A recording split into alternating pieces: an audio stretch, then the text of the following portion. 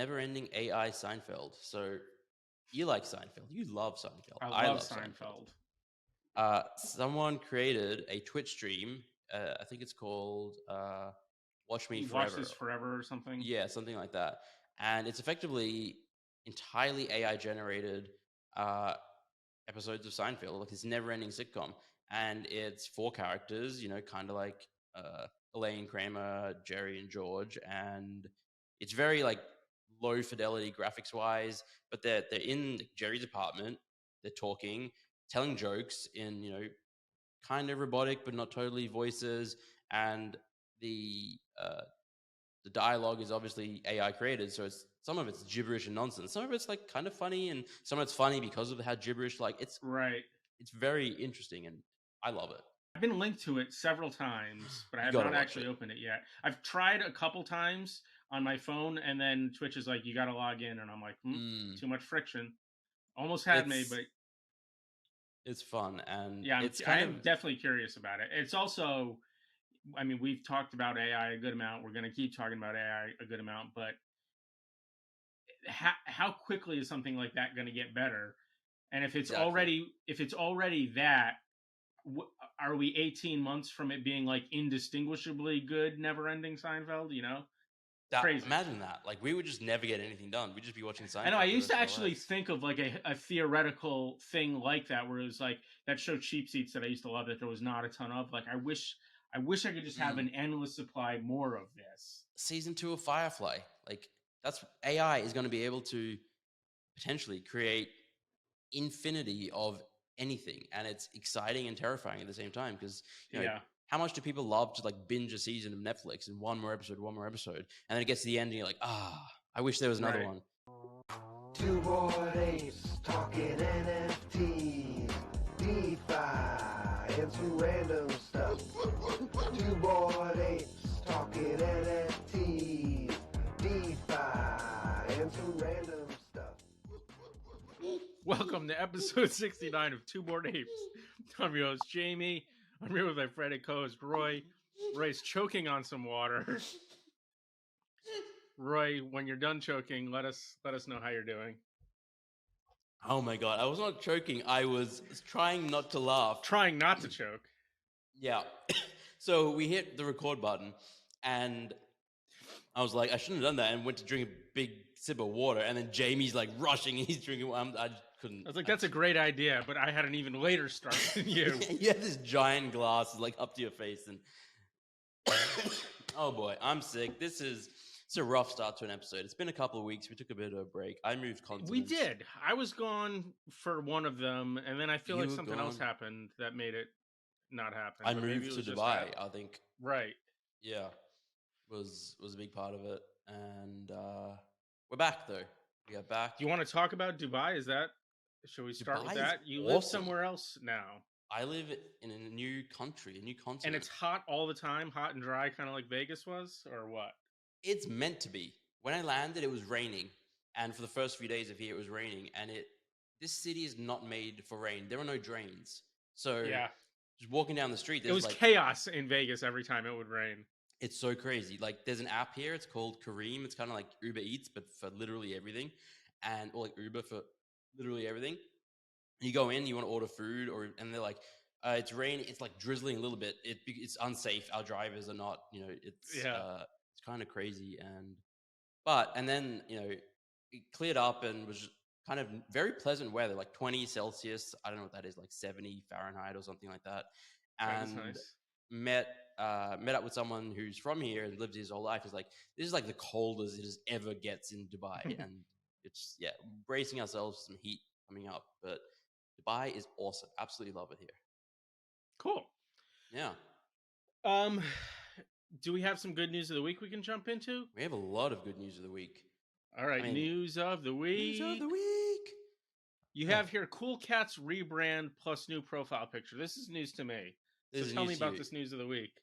So I think it dropped about 24 hours ago. They had a big town hall and announced they're like rebranding a little bit. I think like a new logo and new direction for the company project. I think it's needed. They had a rough 2022. So hopefully this is kicking them off in the right direction. And part of it was they announced they have a new PFP coming out, and I think literally like a few hours ago they airdropped like I don't know if they are like scraps, fragments, I think they might be called, to like every wallet that held a cool cat or a cool pet. And apparently later in the year, these will turn into new PFPs. But they've also So I got added a this scrap, whole, you're saying? I guess so. You got to scrap. Last I checked, you're like 0.2 ETH as well, so that's not nothing. They have Now, introduced I a whole had. new like point Here's a system. question for you. Yeah, I want to know if you know this. I had my Cool Cat, and then I transferred that very same Cool Cat to my Vault wallet. Do you think they're going to send a scrap to both? no. Oh, no. You get it in wherever it is. They would have taken an. Oh, I thought you said to anyone that's ever had one. No. To any wallet that has one. Oh, well, I'm not getting a goddamn scrap then. You no longer have one? No, I think January of last year I sold mine. Fracture. That's what they call it. Not scraps, not fragments, fractures. And it's like a little piece of paper with a pencil. It's apparently like the a dynamic piece of NFTs. paper with a pencil. Well, apparently the dynamic NFTs that enable storytelling. So okay, yeah, it's a lot of cool sounding stuff. And this would have been awesome if they did this last year. And you think they just have lost too much mojo? Not necessarily. I'm always rooting for Cool Cats. They were like one of my favorite projects for a very long time. Yeah. I like the team. The team was always great, and hopefully they pull it like the not life, in real life activations, the IRL live activations have been excellent. The NFT MIC they one, always look good. I've never been to one, but they look cool. So yeah, I think this is good news. Good for them. That's interesting. I'm thinking about have we ever seen a project sort of kind of not die off, but really pull back and then come back again? Pudgy Penguins, right, is the one that I was thinking of, but also thinking of it's like the whole space is so young that we have barely any history to pull from. You know what I mean? Yeah. Like it's just the biggest downstretch a project could ever possibly have at this point is like 2.5 years, because that's been the entirety of the whole thing. Yeah, it is. It's so young. It's too soon to tell. But Pudgy Penguins have had an incredible story. They were like, they minted. They went up, and then they went to like 0.01, and they went to like 2 ETH, and they went all the way back down, and it's like 5 ETH, and then back down, and then founders left, and they got rebought by Luca, and now they're going crazy. I very bullish on the Pudgy Penguins. Yeah.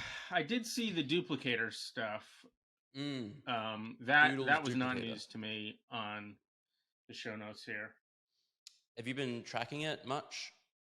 Not really. I mean, I remember the initial announcement many months ago where they basically said we're going to go on to some other non-F mainnet chain, and we're going to do like a lot of stuff with wearables, and possibly also like just trying to way jack up the number of profile pictures as well on that layer too, not just the wearables for the existing ones.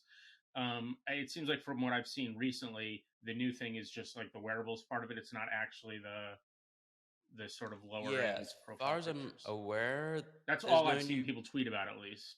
But I do vaguely remember the initial announcement also being like, we're ready for the next hundreds of thousands or whatever of people, and we can't do that with a collection that's only 10,000. Yeah, I think they said like millions of new NFTs. Well, they're on Flow now, so maybe maybe they do the accessories first, and then they'll find a way to release NFTs later. Maybe they're soulbound. Maybe they're doesn't dilute the original collection. Maybe they're not. Who knows? But yeah. Right. Pick up your right hand. Raise your right hand. I had a pen in it before. Why? You have some glass or a mirror behind you, and I could see you, and I was just confirming that that's you, not another. It is a very currently unideal place for my computer and for recording, because during the day there's glare, and then during night, I was like, all right, it's gonna be great at night, but then there's a reflection. But we've got so behind you is east, then I guess. No, it's north, so we don't have big glare. It's just like consistent throughout the day. Yeah, a bit of glare. It could be love worse. Natural sunlight in a room, though, don't you? It's great. Very pleasant. And we didn't have much of it in Munich. Yeah. I'm waiting for someone. There's a pool down there. I'm gonna be swimming. Love a pool. Love a pool. What were we talking about? Doodles, duplicator. We were talking about Doodles, Flow blockchain, onboarding more people, stuff like that. Had a bunch of volume, 100,000, I think, in the last 24 hours, which is that's sort of for a Flow. bunch. For Flow in US dollars, it's kind of a bunch. Yeah, but like when you look at, say, what Doodles itself did, it was, you know, tens of millions a day or something, probably. Yeah, it's not much. But cool wearables is like has never really succeeded. It's been a thing that various projects have thought about, discussed, tried, but you know there has not been much in the way of volume on it at all on any project. So to get 100,000 on a new one maybe is something. Yeah, it's cool to see Doodles doing stuff, Cool Cats doing stuff. You guys doing stuff? It's almost like Ethlings. Remember Ethlings? I remember Ethlings. I loved Ethlings. They had a lot of interesting stuff going for them, for sure. They were so ahead of their time. Like, they were on Polygon 2 years too early. They did everything right. It's just people didn't love the art. Well, the art they did not do right because it didn't connect with people. Yeah. Aside from that, but I mean, I think it was a mistake to be on Polygon because getting people to bridge over back then, it was like. Well, then they definitely didn't do everything right. We already they did. No. I'm saying they were 2 years too early. They did everything right, but they were 2 years too early. So like, if they did that today, I think that'd be a hit, and maybe. Yeah, we've talked about it before, but there just seems to be some sort of magic that has to happen where there's a level of unpredictability to what will succeed and what will not succeed that, you know, exceeds human analysis. Yeah, there's an X factor for like, especially for like that massive success. Like no one could have predicted really CryptoPunks or Bored Apes. Or some others, like people. By the way, we talk. Sorry to interrupt, but we were just talking about how short the history of all this is, right? And how very few projects could possibly have had like a long lull. But CryptoPunks is sort of an example where it existed and had some people that thought it was cool for years before the greater crypto world, never mind the world in general, you know, decided that this was a real thing. Yeah, that's basically the only example. Yeah, that they're awesome. I mean, they're the true OG project. And and it is fun. Like sometimes you'll see on Twitter people post an old Discord message where somebody from the Punks Discord was going like, "I'm about to do something crazy," and then you see like they bought a zombie for $700 or whatever. Yeah, and people are like, "Oh my god!" And it's like, "Oh wow."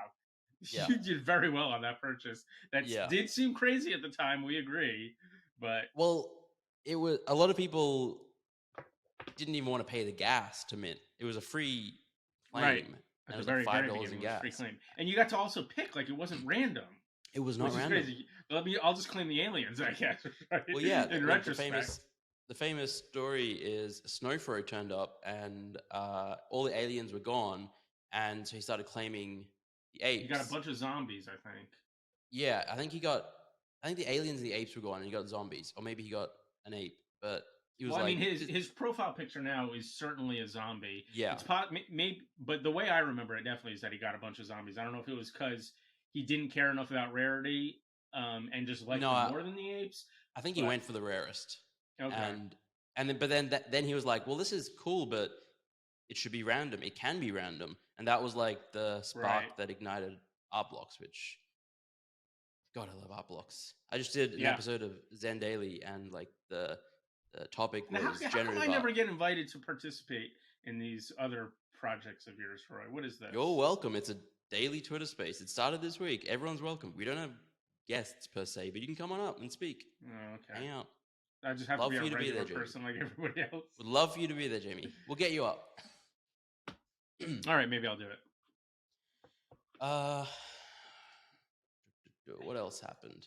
Well, by the way, should we just talk a little bit about how we're on episode 69? That's like a funny number. Yeah. 69, nice. Right? Listeners, you know what we're talking about here. Okay, let's continue. Do you think we'll get to episode 420? I don't know. That's a long ways off. Yeah. It doesn't seem like we're stopping. The podcast is not, by most traditional metrics, a success, and yet we're still just doing it. So why would we stop now? Listenership definitely took a big nosedive, partially because of like the crazy bear market last year, but we took random hiatuses, breaks. I don't know what the plural of hiatus is. Yeah, I would think hiatuses. We took a lot of those. You know, we've messed around with the schedule. The structure. Last time we just threw out all the segments and we're like, let's just try a random show. Yeah, that was you didn't warn me that was about to happen. And then we'd spoken about it before, and we didn't really have a. There was not anything good for news of the week. Yeah, and then when the first segment is thrown off like that throws off the whole thing. We would have had to change the format somehow. Yeah, I think we've learned that a little bit of structure and format is probably the way to go. Yeah, definitely. I mean, the first 10 episodes, we were really trying to figure it all out. But we've hit into a pretty consistent structure and pretty consistent recording schedule. Yeah. We'll make it to 420. We'll make it. 70, so that's 350, 370 away? 371? Yeah. All right. 52 weeks in a year. So that's like 6 years? Jesus. It's probably like a 5% chance one of us will be dead before that. That is wild. 6 years. Like. Yeah, that's all I'm doing. Let's start recording 3 weeks. We'll probably both have kids. It'll be, yeah. We're still in the news of the week segment. We've gotten a little off topic here. We have. There's a few other things. Yeah, the Bitcoin NFT thing is interesting. I'm curious to look into it. Now, like, I remember there being some sort of Bitcoin sidechain or something called Namecoin, right? That a bunch of the very, very first NFTs were on, including, I guess, the rare Pepes. Yeah. But this is something new that's more actually on Bitcoin. Like, I don't pay enough attention to Bitcoin to know even what I'm talking about when I say Namecoin. But I think I did my best to describe what I do know of it. But this is on Bitcoin, and also it is interesting because, you know, part of the value prop and the community around Bitcoin is so sort of conservative in the way that they want the chain to be run, that they don't actually like it, even though, you know, it seems like we've seen that NFTs are the best use case so far for crypto. Bitcoin's sort of not meant for that in a lot of these people's eyes. So it's kind of being met with backlash by definitely the people that should be maybe supporting it, and then maybe more NFT people are actually sort of interested in it. Yeah. You got real blurry. Do that thing where you put your finger up against the camera and that's interesting. I did not know that was a thing. Well, that's the thing. It refocuses it, and then anyway. Yeah, apparently like unfocus it now. Jamie is pointing his finger back and forth on camera. This is almost as riveting as when we played chess. I had fun. You had fun. I did. I was mad that I missed checkmate. Checkmate in one. Yeah. Anyway, Bitcoin NFTs. I think it's basically people found a way to do it, and I think it was like not really intended to be the way that blockchain was meant to be used, but people figured it out and were like doing it. And then, like you said, all the maxis were like up in arms because transaction costs were going up, and the whole value the network's prop of Bitcoin finally getting used. Yes, well, the whole value prop is that it's meant to do nothing. It's a store of value, and then right. Yeah. Interesting though. Interesting. But like, does the Bitcoin somehow stop storing value because other people are storing picture files in the metadata of some of them? Like, that doesn't make sense to me, does it? Yeah, I don't know. I guess there's like, if you think about price stability, an important thing. Well, you know, they call Bitcoin digital gold sometimes, right? And gold has that sort of monetary feel to it and use case / investment theory to a lot of people, but it still has some industrial uses, and I feel like those don't negate from the fact that people want to collect it as a store of wealth. Yeah, that's a very good point. Thank you. Curious to see what happens. I guess we'll see. Yeah. I do you know anything about what's on there? Like, I think I saw a screenshot, and it was almost like Solana when they would just steal projects and then put them. The one that I saw was like a rock. It's like the Ether rocks, but a Bitcoin rock. Bitcoin. I think it was like 0.1 or 0.2 Bitcoin, which is quite a bit of money. Nothing I might be compared to getting that Ether all rocks, though. No, they're like 100 ETH, which is so crazy. Boy, the bull market sure got crazy for a while there. Yeah, good old time, good old days. Dookey Dash continues. Yuga's Bored Ape game, professional gamer. A whole bunch of professional gamers have been streaming it. Like Fortnite player Mongraal is like the #1 ranked player in Dookey Dash now. He's like a huge Fortnite player. I think one of the largest streamers in the world. Could be him. I'm not familiar. Yeah, I mean, if you're not playing in a tournament in one of the main games, as a professional gamer, you're not really making a lot of money. You're probably making it mostly through streaming ad revenue. And if the people want to watch you because you're an enigmatic enough personality regardless, you might as well play this game where there's a huge potential prize at the end. Yeah, and they're getting a lot of viewers. Like there's, I think, hundreds of thousands of views, millions maybe on some of these streams. So that's great for Yuga, for NFTs. Just, yeah, it is crazy though.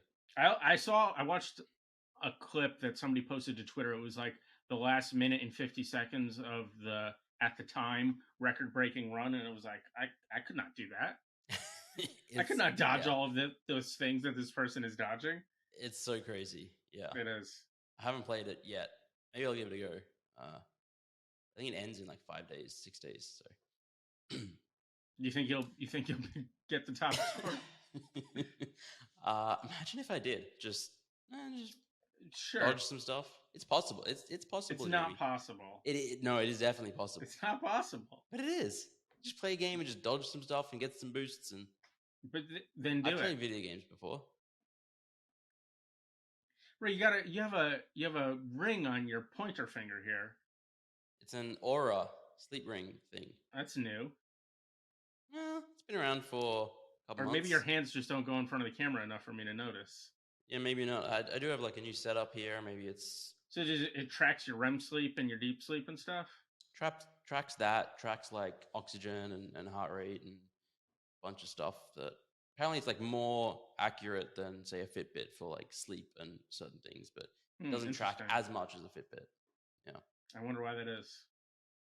I also wonder why that is. I like it a lot more though. I was like, I've tried Fitbits and Apple Watches, and I'm always like taking them off when I'm at my computer because I don't like typing, and forgetting to put them back on, and then it's like, oh well, I missed a day, and then I missed another day, and then I didn't charge it, and like this charge it lasts like a week, and it takes hardly any time to charge, and I'm always wearing it, and it's like I can imagine that would be quick to charge.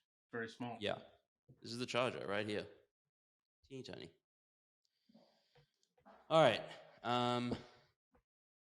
Blur is bypassing OpenSea's filter. That's an interesting thing that happened in the last few days. I saw them tweet about that. Yeah. I think someone else tweeted a massive thread about how they noticed Blur was doing it. And basically, in these marketplace wars, a bunch of projects started implementing like filters saying, all right, these NFTs cannot be traded on these marketplaces because they don't honor royalties or something like that. And effectively, a lot of marketplaces were blocking Blur but allowing OpenSea. And then Blur found out a way to bypass that and get all that volume back onto Blur. And they're still enforcing the royalties.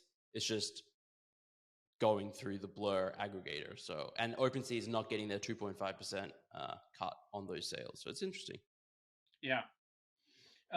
You're talking about how, projects were sort of blacklisting things, but from the market perspective, the marketplace perspective, I should say, OpenSea was also leaning on projects and stuff like that to ban other marketplaces starting some date or whatever. If you didn't, you couldn't be part of us or whatever. I can't remember exactly how that worked. I was tracking it in real time, and I still can't remember. It was like there were so many different dates, and they changed the rules and it's a mess. So I don't know where they ended up. There was also something where like people were urging people to use Manifold to start a project before some date. Right, so that January way if they 2nd. If they wanted to mint in the future for any project, basically, OpenSea was going to only guarantee that they would honor royalties if it started before some date or something to that effect. Yeah. And that's why people were being urged to do it. I actually thought about doing it, but I did not. Yeah. I definitely remember that happening like over the Christmas, New Year's period. And then everyone started doing open editions of Manifold, and that's kind of gone crazy. How about those checks, huh? By Jack Butcher. I saw somebody on Twitter 20 minutes ago said I collected 69 checks. I had no idea what he was talking about. Yeah, well, you've been living under a bit of a rock then for the last... It's like one of the biggest projects over the last, I don't know, few weeks. It's Jack Butcher is an artist. He's been creating a lot of interesting and awesome projects over the years. And he created this project where it's like, you know, the Twitter checkmark for like all that. It's like a grid of like 8x10 checks in different colors. And it was a free mint, I believe, or like 0.00001, but pretty sure it was free. And there was like 16,000 something of them. And it was like this interesting burn mechanic where he's like, you can burn 2 and get 1 of this other one, burn 4 and get etc. All the way up to like if you burn 128 or 256 or something, you get like this special black check mark. And because it was a free mint, people were like, oh, cool, interesting. And then it was this massive meme and community formed around it. And, you know, he was just really leaning into it and creating others, and derivatives spawned up. And now there's a million derivatives of that same style, and all these burn projects are coming along.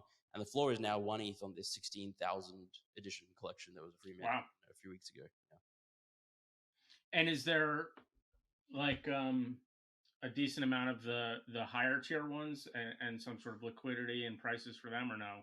I don't think that the burn has even started yet. Oh, okay. I have seen people like, you know, on Twitter, there's a lot of talk about open editions lately because a lot of artists have been doing it and making a lot of money, and various people are happy about it and sad about it and angry about it or whatever. And then there's also been a decent amount of talk. I feel like that was, to me, I thought, on top of that, about different burn mechanics with all of these open editions. And now it almost seems like some of that burn talk was stemming from this project. Yeah, I think this inspired a ton of it. And yeah, people are coming. It's a lot of Ponzinomics, you know, people, right, as will always happen, but some interesting stuff coming out of it for sure. Excuse me. You're excused. The last thing on our news of the week is never-ending AI Seinfeld. So you like Seinfeld. You love Seinfeld. I love Seinfeld. Someone created a Twitch stream. I think it's called Watch Me Forever. Watch This Forever or something? Yeah, something like that. And it's effectively entirely AI-generated episodes of Seinfeld, like this never-ending sitcom.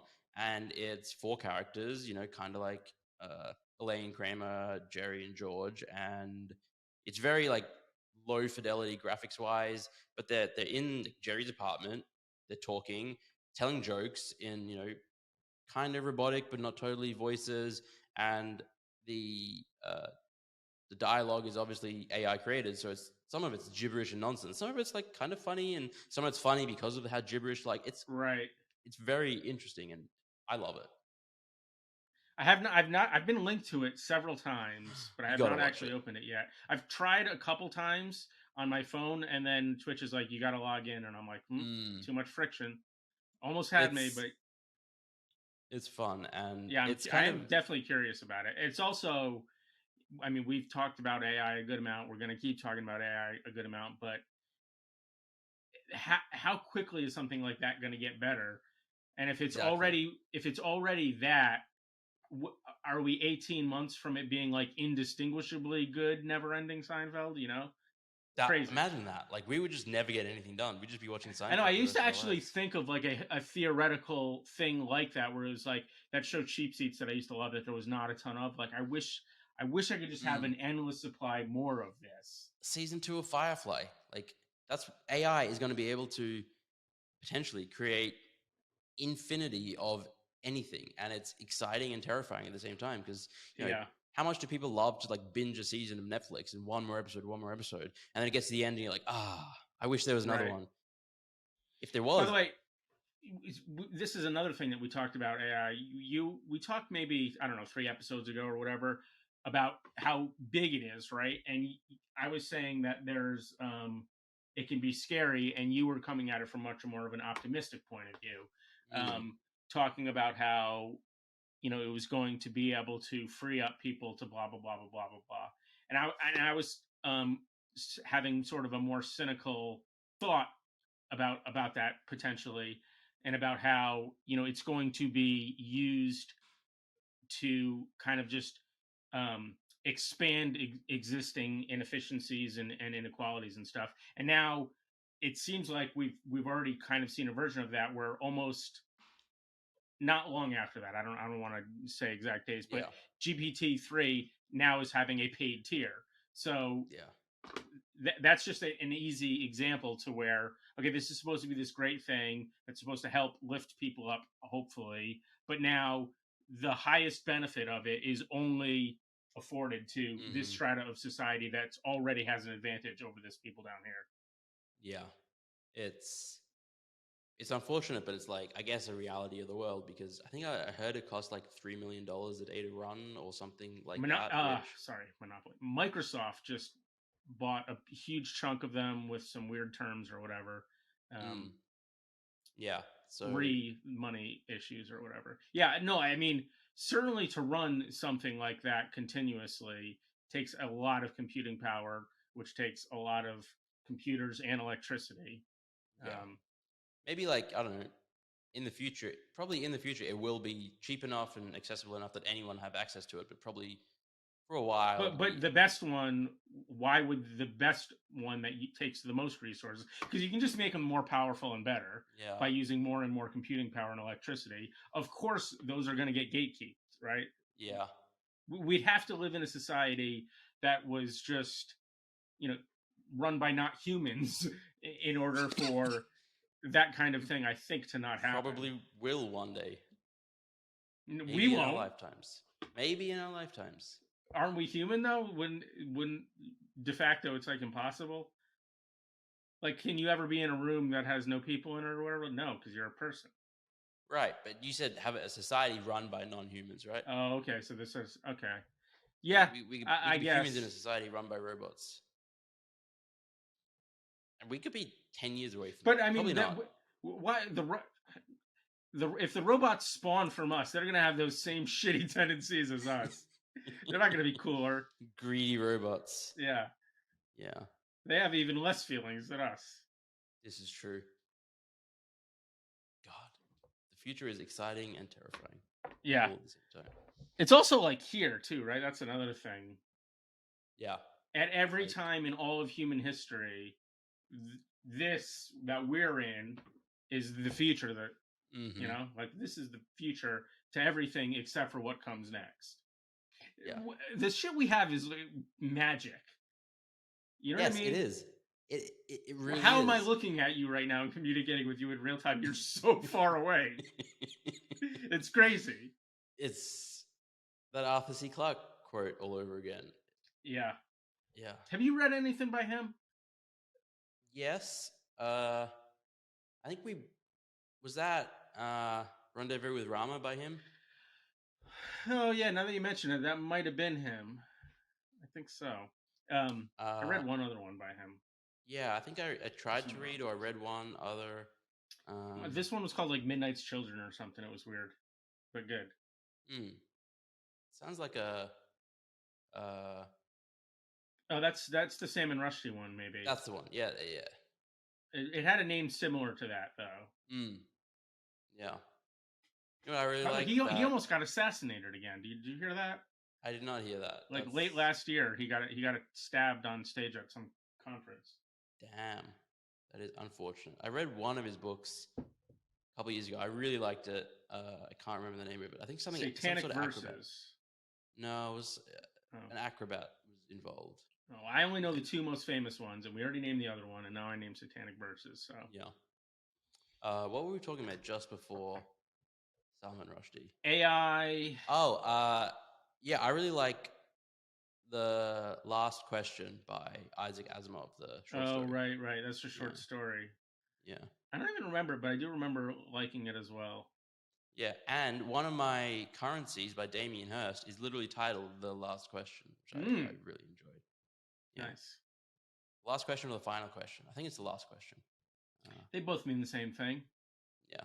Could be the ultimate question too. That also means last, but it kind of has a different meaning most of the time these days. This is true. Fascinating stuff. Riveting.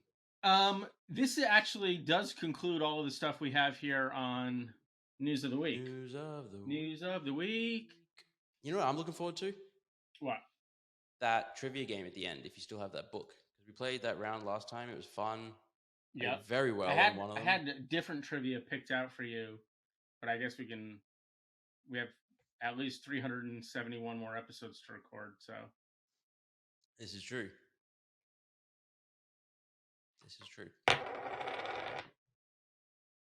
All right.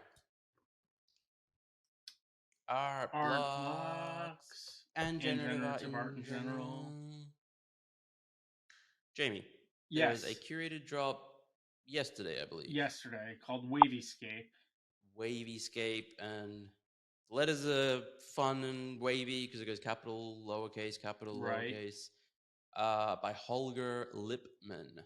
Right. Did you participate in this mint? I did not participate in it, but I did buy a couple pieces on FX Hash of this same artist's previous projects in sort of anticipation of this project coming out. Because it was just, art that I liked those projects more, and the price point was definitely going to be a lot cheaper. So I thought if this project takes off, this will be sort of a cheaper way to potentially capitalize on that and to get art that I prefer to this project. So that was as close as I came to participating in this drop. Nice. I did not even come that close. I saw the announcement that it was coming up, I don't know, a week ago, and then I completely blanked, and then I think earlier today I saw on a group chat someone posted, might have even been you, that it had minted, and I was like, oh, I guess I missed that. And yeah.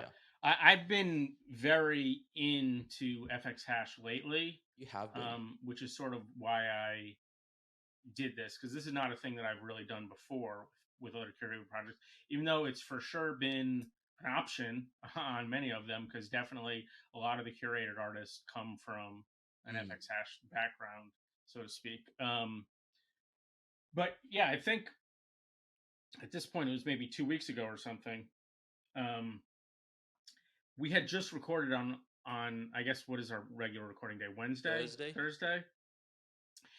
And then like the next day on Friday, or maybe even later in the day, I started listening to, I think it was episode 56 of Waiting to Be Signed by our friends Will and Trinity. And I probably listened to 16 minutes of it before I went on FX Hash and just went on a crazy buying spree. Or I went on a medium buying spree. I didn't have that much Tez. But then I was like, I need to get more. And then I think I sold 2F for Tez and put it on there and went on a crazy shopping spree. I think it was something like a total of 170 pieces by 34 different artists or something like that. That is insane. I remember you like posted a list of like the collections you were buying from, and that's an epic sweep. It was awesome. It was a lot of fun. Yeah. There's a tool that makes sweeping there very easy. So, when I found a project that was cheap enough for me to buy 20 of them, to be able to still just do that in a click was very, very pleasant. And made it a lot quicker. How long did it take for you to like decide on the collections you were going to be buying? So I had I listened to the beginning of that episode of Waiting to Be Signed, and then just kind of started browsing and talking to Will on Discord about, how I just wanted to get a bit more into FX Hash, how I like this. Do you know who this is? I don't know, just kind of random stuff. And, but with sort of an underlying theme of, I would like to buy more stuff here. And he's like, do you want me to give you a list of, artists and projects that I think are interesting? Beautiful. So he did that. And then I went through that over the course of maybe 2 hours or something, and just kind of wrote down the ones that I liked and the ones that I didn't like, and sort of went from there. That's amazing. I would love to do that as well. Never enough Tez. I've been sitting on like 4 Tez. It's so easy for you to get it though. Like, what do you mean there's never enough Tez? It's sell one piece on Ethereum. Yeah. No, the amount of clicks was annoying. And the other thing is, like, Coinbase, I never remember my password, so I have to reset it. And then it's like 2-factor authentication on that, 2-factor authentication on the email that I have to go to get. So it was a lot of clicks. Otherwise, it honestly would have happened way quicker. But yeah, the number of clicks is what stopped it. But boy, after I did it, it felt good. And now I'm down to a very low test balance, relatively speaking, again. But I theoretically have a bunch of stuff I could list and sell. Yeah. Have any of the pieces you've bought done like spectacularly well in the short? So most of the projects were too old to do spectacularly well, but some of them have done well, definitely. Nice. And you have like, and it's also been a short amount of time. Yeah. I mean, generative art is great. Tezos is great. Artblocks is great. It's all great. So while I was doing this, I was appreciating the fact that, we're mostly used to art blocks, but with the lack of curation on FX Hash, there's just more weird shit. Like people can try stuff that maybe art blocks doesn't think is on brand enough or streamlined or whatever enough to pass muster, but to be an FX Hash project that's only costing 5 TES or 10 TES to mint, yeah, this is totally fine. And so you're just getting to see people experiment more because, it's like a two-pronged thing. There's the lack of curation, but there's also the lack of curation. So there's 100,000 people and 20 projects from each person or whatever, rather than 100 artists that have 1 or 2 projects.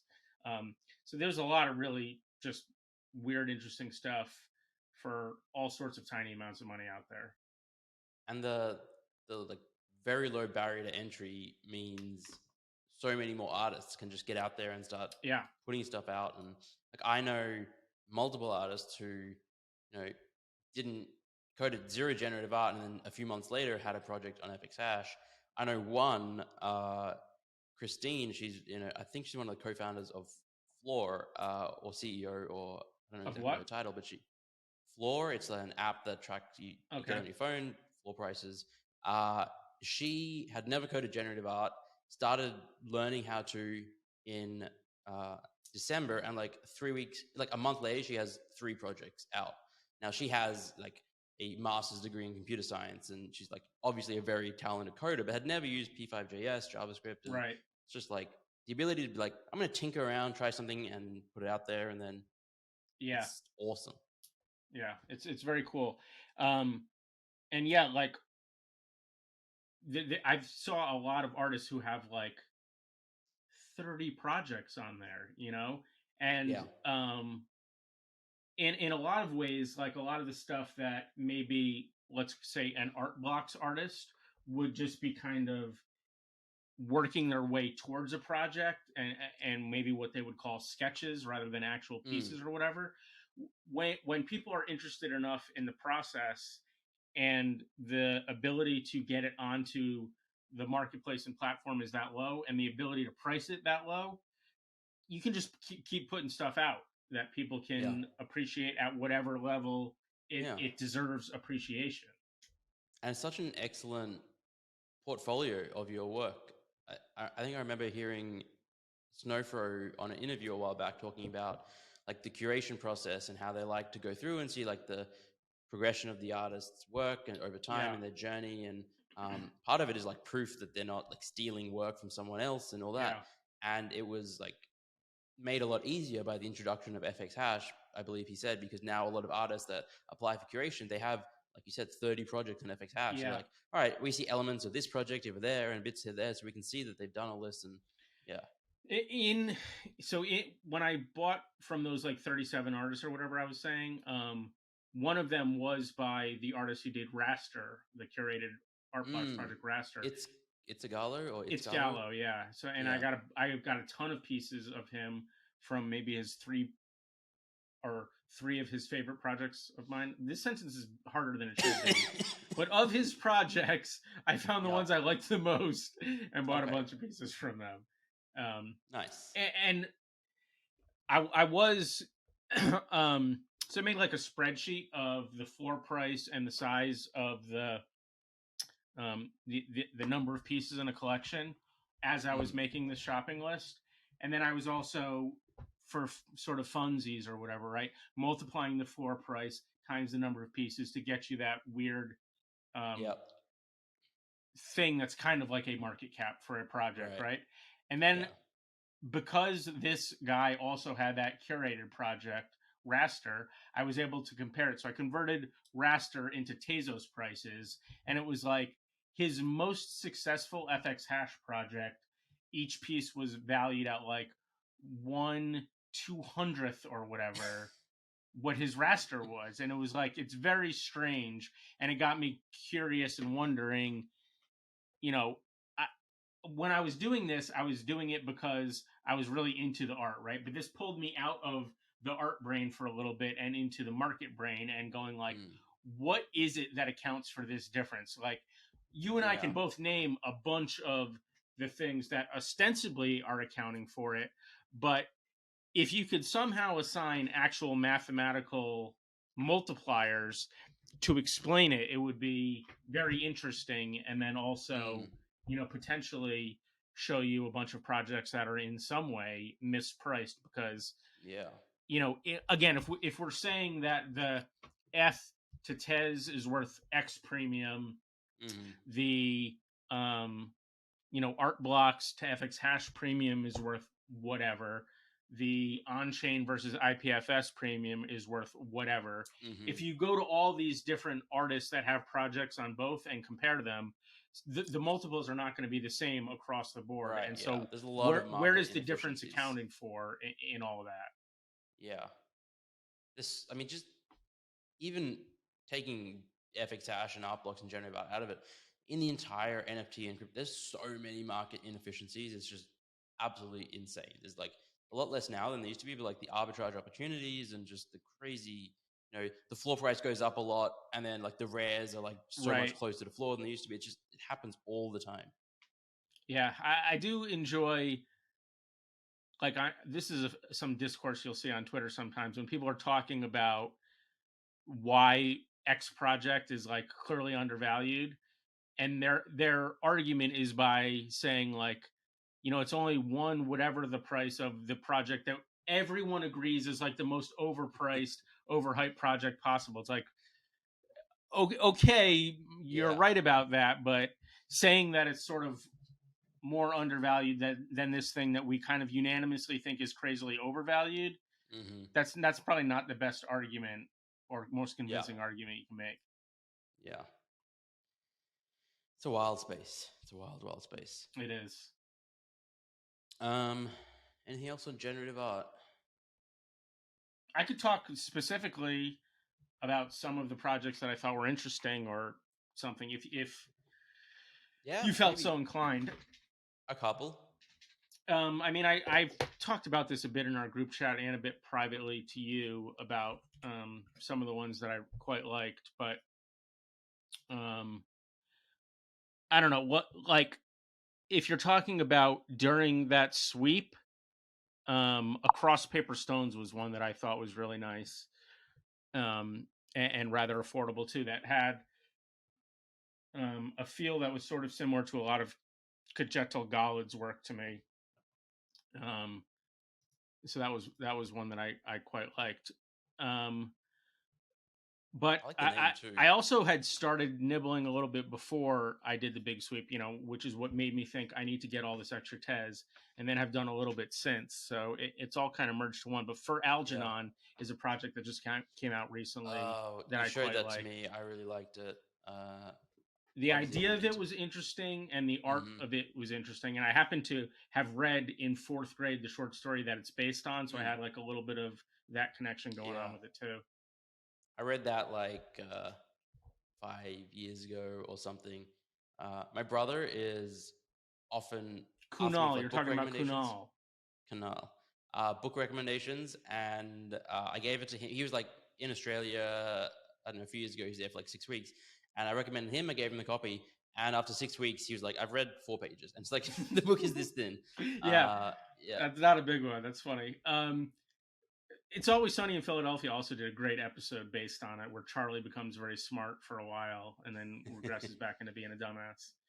That's awesome. I think that's like on our list of shows to like watch from It's start so all the way funny. through. I don't know enough about Rachel's sense of humor to have an opinion as to whether or not she'll like it, but I think it's so funny, like, and Kayla and I both love it.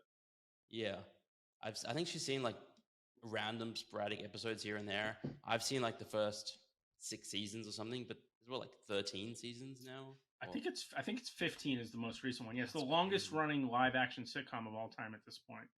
Wow. That is kind of wild. It does seem like almost all of them would end like 8 to 10 seasons and 8 to 11. It was at most. Yeah. That's like the very successful ones that go that long. Yeah. Yeah. Well, the thing, part of it, I think, is that this is on FX rather than any of like the major networks. So they didn't have to go, oh, we got to start throwing $25 million at these actors all per episode. They can still give them relatively little money. Whereas like Friends and Seinfeld, the amount of money that they were having to throw at them got crazy. Yeah. Wild. Soon we'll just have AI generated infinite Seinfeld and Friends. I mean, we already sort of do, right? We already talked about it, but in an even better version. Much last night watching it. Yeah. All right. I think let's wrap up. Art blocks and generative art in general. Our projects. Jamie, what are you up to these days? I am curious. Well, I told you this already because we're friends, not just podcast co-hosts. But what's today? Today's Thursday. I believe it was Tuesday. I completed the task that had been basically number one on my to-do list for many, many, many, many weeks in a row, and got either tiny bits of done or it got postponed almost every single day. And it was just weighing over me like the sword of Damocles. And I got it taken care of, and I feel fantastic. Well, the results were not that good, but the getting it done felt very good. Are you going to share what the task was, or is that not? Yes, public? It's so dull that I practically shouldn't. But so I have been getting together my numbers for the 2022 tax year, and the one part of it that I had been putting off the whole time because it seemed like such a boring pain in the ass, and I suspected was going to not mean that I had to pay much more or much less than what I had already calculated without it. But it was to find the cost basis of all of the F that I had ever sold in the year for US dollars. And holy shit, it was such a pain in the ass, but I got it done. Yeah. That does not sound fun. No. Well, congratulations. And now I have a very firm guess for what I'm actually going to owe the government, and it's too much money. I really wish I put stuff in the stables. Because I talked to Kayla about it, and she's like, what happened to all this money? Like, how do you owe this much? You must have done very well. And I was like, I sort of did, but it doesn't work out that well when it's like a double whammy, because when you don't put it into the stables and then the F goes down, not only are you getting taxed on these gains that you didn't have, but they expect you to pay it with money that you don't have. You know what I mean? It's like they get you coming and going. Yeah, you should just move to Dubai. Yeah, no, I mean that would be the easy way to get out of it. Although not really, because I'm a U.S. citizen. That's true. So for 7 years, they still want taxes from you, even if you leave the country. Yeah. Even if you leave the country and renounce your citizenship, I think. Yeah. Which greatest country on earth. Well, I don't think so, but a lot of people are very confident that it is. You are wearing a Captain America shirt. Yeah, well, Captain America is different than America, I think. This is true. He's sort of an ideal of what America pretends to be or strives to be. Some of it strives to be, I guess I should say. But the actual implementation of it is always falling so short of the ideals that we profess, That's the nature of reality. We were talking about how terrible humans were earlier in the episode, and then they're fantastic and terrible, aren't they, the human species? Yeah. Double-edged sword, humans. But anyway, that's what I've been up to is having a 10-sheet spreadsheet on Google Sheets and just going through so much.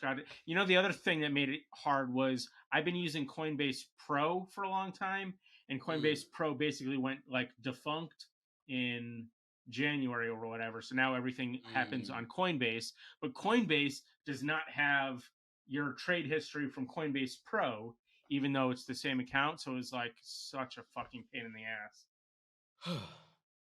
But it's done. Roy's yawning because I'm talking about taxes. Pretty boring topic. Roy, how about you? It's also very late at night. Yeah, that's true. I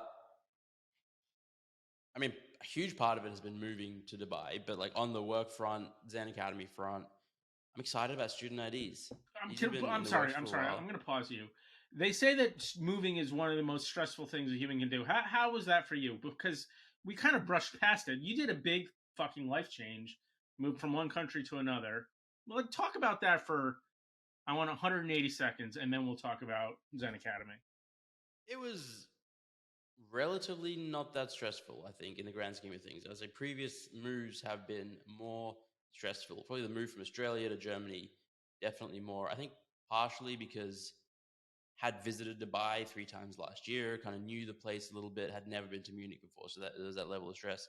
Had less stuff, so we literally just packed up everything. Like for the last 2 months prior to moving, we went through the whole house, and it was like kind of 4 categories: either sell, donate, throw out, or keep to take with us. And we ended up with kind of like, I don't know, 8 to 10 suitcases or bags of various varieties that we just packed up our entire life with and brought with. And it was kind of fun, kind of cool. And apartment living makes that a little bit easier than house living because you don't necessarily have as much stuff by necessity. Yeah. So it's been good. And Dubai is awesome. Like, I mean, moving to a place that is less awesome than Dubai, I would say, would be more stressful. But the ease with which everything can get done here has been amazing. So like I got in on Thursday, on Friday, got the keys to the apartment. I got in Wednesday, Thursday, got the keys. Friday, got all these furniture delivery from IKEA and another company. And they just like, they came in, they set everything up, they took all the rubbish away, and they were like, we got furniture. And then, Amazon delivery to the door with an app, you can get anything delivered. Like the other night, it was like 1 a.m. and we needed some bottled water. This is what we ordered. We ordered bottled water. We ordered some bananas. We ordered a bottle of bleach and I think chocolate, some Twix bars. And it's just like, all right. You don't like sweets, though. You do a keto diet and you don't like sweets, right? Yeah, but I got this tin of like caramel. These are really good. That sounds good too. I do love a Twix. Twix is one of the elite candy bars to me. They are good. They taste differently here. Yeah, every country has like a slightly different taste for chocolate bars.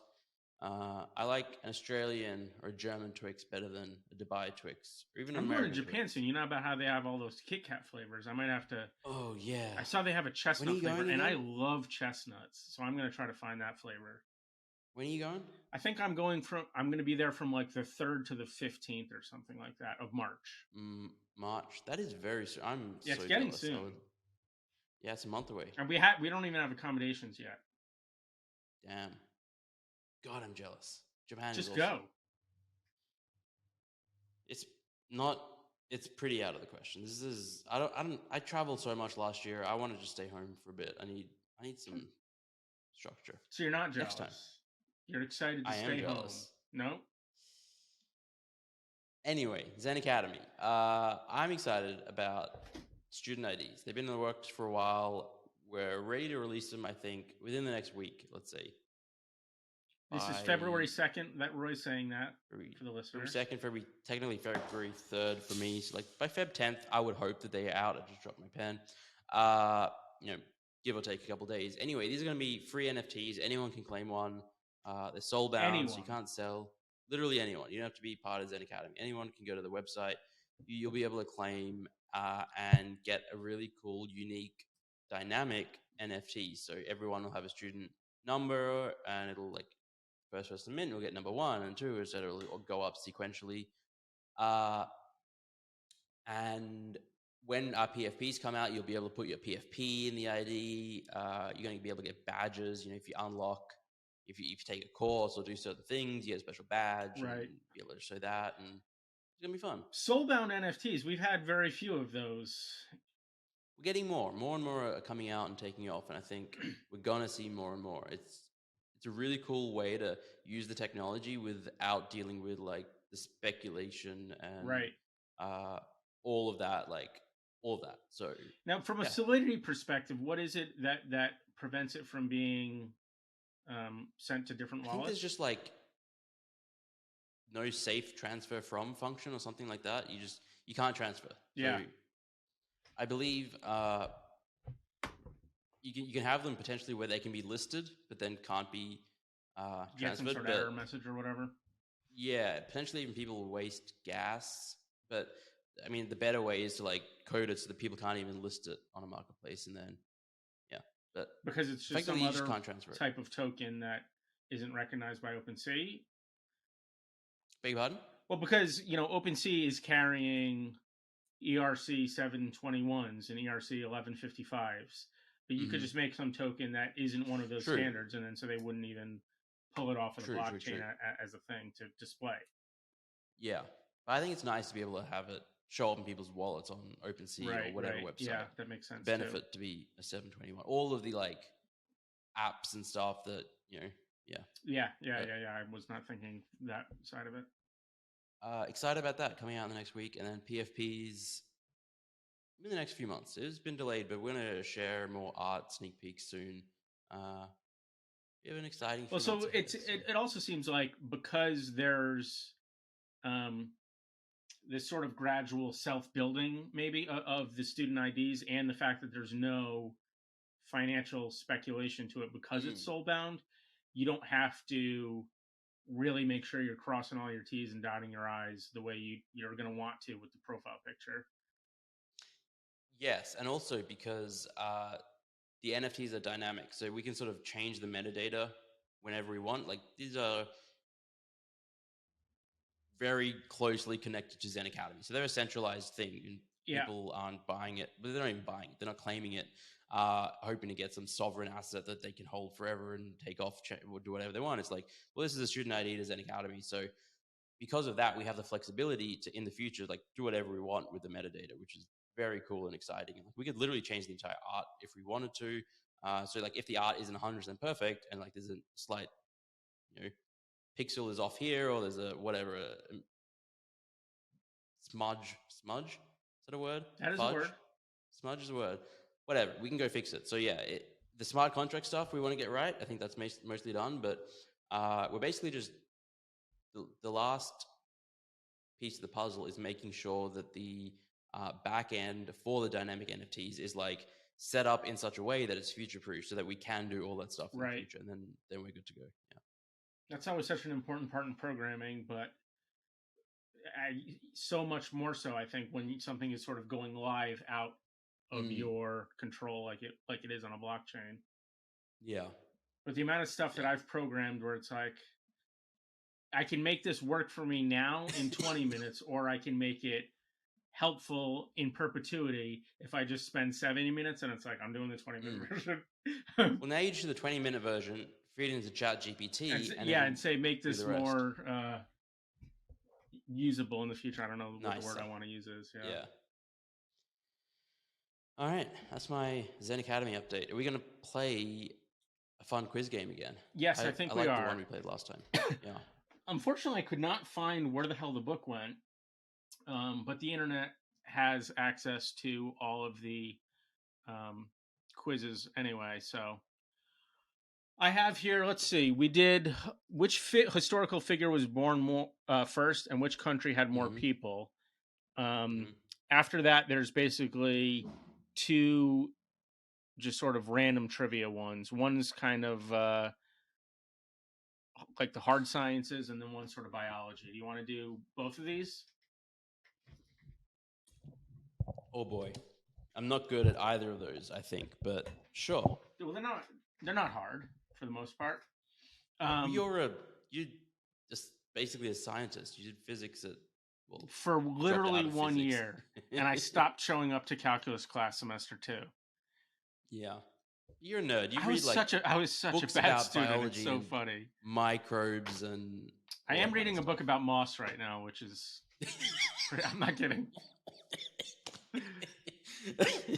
That was very funny. It's totally true though. Anyway, so let's just jump into this, okay? Now, you're going to do the percentages again? You remember how this works? Yeah, it's 55 up to 95. Right, every 10%. Okay, here we go. These are true or false questions, Roy. The elephant is the world's largest mammal.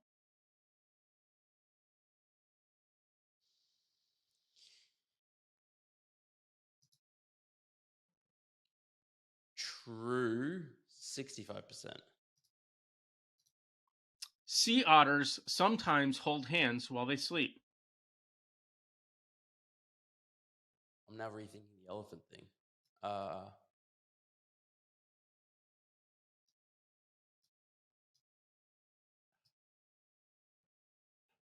Okay, I will stick to that. What's the sea otter one?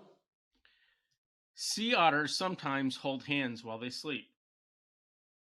I feel like I've seen cute internet pictures of that happening. I'm going to say true, 75%. Exact same thing I was thinking. I was like, I've seen cute pictures of them doing that.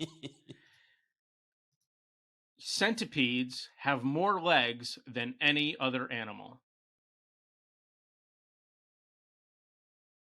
I'm going to say false, 85%, because they're millipedes. Surely Right. millipedes have more legs than centipedes. Reminds me of a classic Long Shot podcast moment, but we're not going to get into that right now. Here's one that might make you feel real stupid, or at least made me feel stupid. Mammals and dinosaurs coexisted. Huh.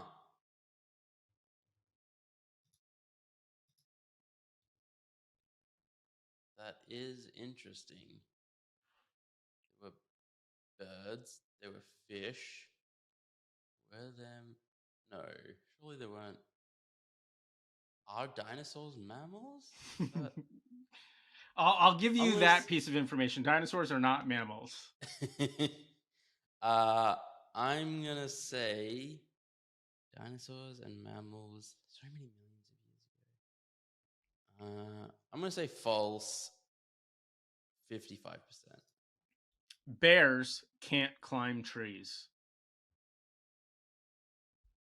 Now, I've definitely seen bears in trees, but is that like in TV shows and cartoons or in real life? I'm going to say false, 75%.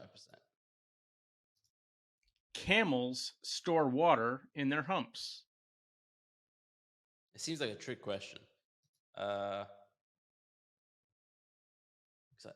feel like people say that they do. Maybe that's just a thing that... I'm going to say false, 55%. Flamingos are pink because they eat shrimp.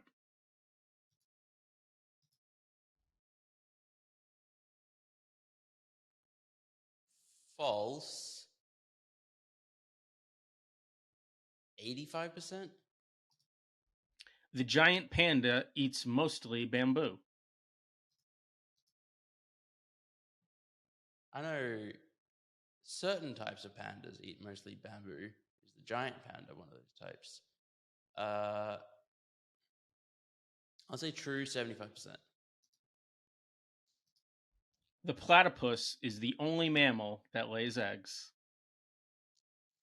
False, 95%. Australia coming through here, huh?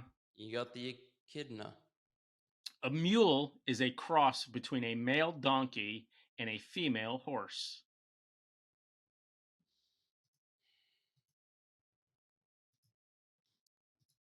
I mean, true, 55%.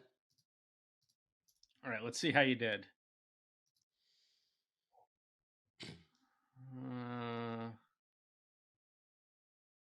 I didn't click false for the platypus is the only mammal that lays eggs. I forgot to hit it, so it wouldn't calculate. Okay, false 95%, you said. Show scores. You got 7 correct. and 3 incorrect. Okay. You're 85% here on flamingos are pink because they eat shrimp. You said false. 85%. That's you true? were wrong. That is true. Wow. Okay. Weird to me. So we have the one more section. You want to do those as well? Sure. All right. This one is also science-y, but not biology. Actually, no. I want to save it for the next one. Okay. We'll save it for the next one. Let's save it for the next one. We're going to give away some Tez art. Yes, that's the other good thing about my huge buy the other day, because I had been running fairly low on the one project that I liked but was cheap enough that it felt fine to send out. And then I found a few more projects that were crazily cheap that I liked, that I just bought a shitload of, that I can happily give out 1 or 2 per episode of. So I'm re-upped on giveaway NFTs for people. Nice. Well, you want maybe flamingo or something for the password? I was going to say flamingo as well. Wow. Too bad we didn't play What Am I Thinking? We would have gotten one. Flamingo. Yep. Okay. Capital F, LAMINGO. Only the F is capital. Only the F is capital. There'll be a link in the show notes on how to register for the giveaway. We're going to give away 1 Tez NFT each to 2 different winners. Is that how we usually do it these days? I don't remember. Sure, let's do that. Yeah. I was going to say Vitor will figure it out and tell us what to do, but I think that's what we're doing. That seems to be our go-to.